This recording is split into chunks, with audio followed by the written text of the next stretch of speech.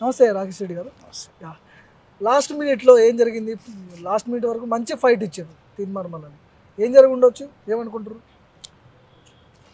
100% ఎప్పుడు కూడా పబ్లిక్ టాక్లో ఏం వినిపిస్తుందో ఫలితం కూడా ఆ రకమైనటువంటి ఫలితమే వస్తుంది. కానీ మొట్టమొదటిసారి నేను చూస్తున్నాను, నేను కూడా ఎందుకంటే సుదీర్ఘంగా 12 ఏళ్ల పాటు నేను రాజకీయాల్లో ఉన్న అనేక ఎన్నికలను చూశాను, విశ్లేషించిన కూడా.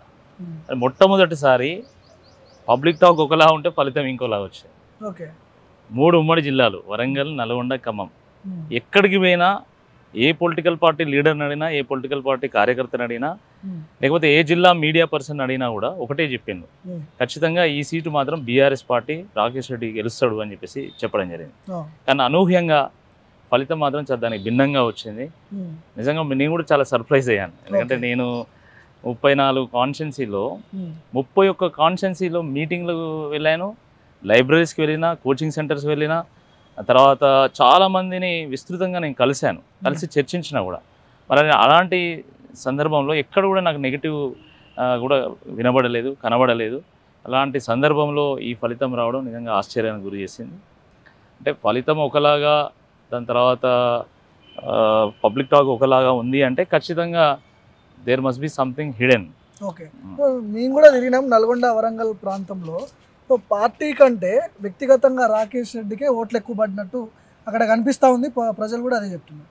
ఏం జరిగింది చివరి నిమిషంలో? అంటే తీర్మానం మల్లన్న మంచి మెజార్టీతో గెలవడం జరిగింది. అక్కడ ఏం జరిగి ఉండొచ్చు? మంచి మెజారిటీ ఏం కాదు, బొటాబొట్టి మెజారిటీ. 3,36,000 ఓట్లు పోలైనాయి. నేను ఓడిపోయింది కేవలం 11,000 చేంజ్, 12,000 ఓట్లతో నేను ఓడిపోయినా. అది పెద్ద మెజారిటీ అని నేను అనుకోవడం లేదు. ఇప్పుడు ఉన్నటువంటి ఈ పరిస్థితుల్లో కాంగ్రెస్ పార్టీ 3 జిల్లాల్లో 34 మంది ఎమ్మెల్యేలు, 32 మంది ఎమ్మెల్యేలు వాళ్ళకే ఉన్నారు, 5 ఎంపీలు వాళ్ళకే ఉన్నారు. దాని తర్వాత 7 మంత్రులు ఉన్నారు, 12 మంది మంత్రులు, 7 మంత్రులు ఖమ్మం జిల్లా వాళ్ళే, మనం ఈ ఖమ్మం, నల్గొండ, వరంగల్ జిల్లా వాళ్ళే ఉన్నారు.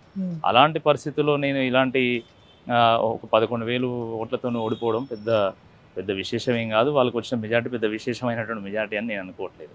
ఒకటైతే ఓటు రిజిస్ట్రేషన్లో ఏమైనా జరిగిందా అనేది తేలాల్సి ఉన్నది. ఏమైనా బోగస్ ఓట్లు ఉన్నాయా అనేది ఒకటి అనుమానం ఉంది. రెండవది మా కళ్ళ ఎదుటనే కౌంటింగ్ దగ్గర సుమారుగా 4 నుండి 5,000 ఓట్లు యాడ్ చేయడం జరిగింది. అంటే ఏ విధంగా యాడ్ చేయడం? అంటే ఒక్కో టేబుల్ దగ్గర ఇప్పుడు మాకు చెప్పే కౌంట్ ఏంటంటే మీకు దీంట్లో 196 ఓట్లు వచ్చినాయని చెప్తున్నారు మా ఏజెంట్స్ ఉన్నప్పుడు. తర్వాత తీన్మార్ మల్లన్నకి 205 వచ్చినాయని చెప్తున్నారు. ఇన్వాలిడ్ అన్ని పక్కన పెడుతున్నారు. ఇన్వాలిడ్ అన్ని తీసుకుపోయి మళ్ళీ 6వ టేబుల్ దగ్గర పెట్టి వాళ్ళకి ఇన్వాలిడ్ అయినాయి అని కలుపుకుంటున్నారు, మాకు ఇన్వాలిడ్ అని తీసి ట్రాష్ బాక్స్లో వేస్తున్నారు.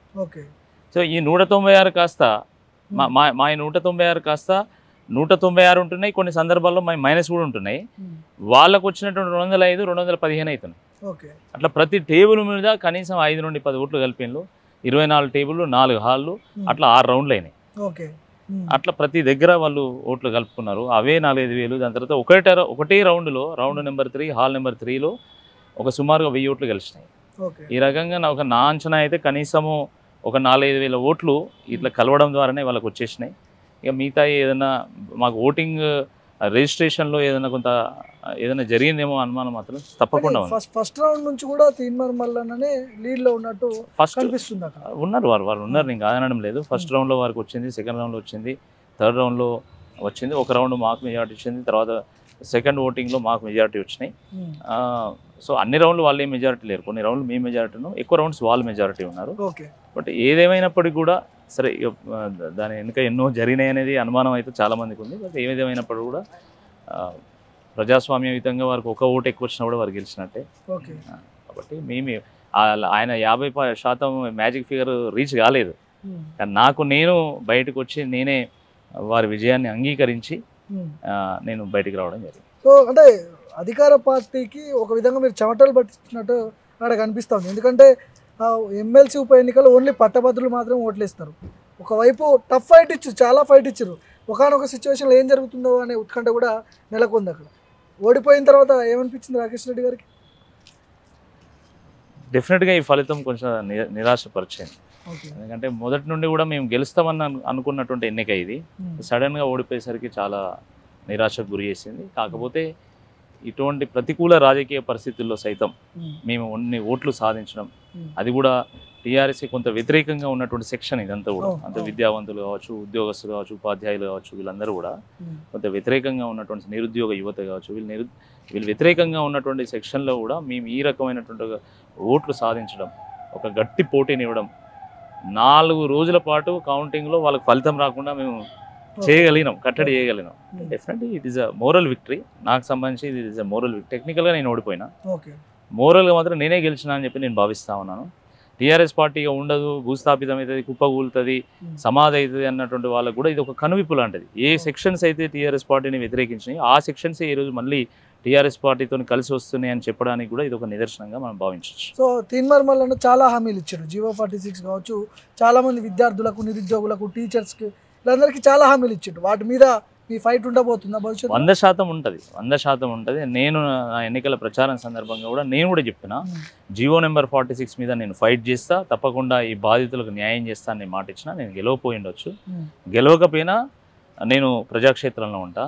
నేను చట్టసభల్లోకి అడుగు పెడతా, చట్టసభల్లో ప్రజల పక్షాన నేను ప్రశ్నిస్తా, పోరాటం చేస్తానని నేను అనుకున్నాను. చట్టసభలో నేను అడుగు పెట్టలేకపోయినా, కానీ జనసభలో తప్పకుండా 365 రోజులు 65 రోజులు నేను పోరాటం చేస్తాను.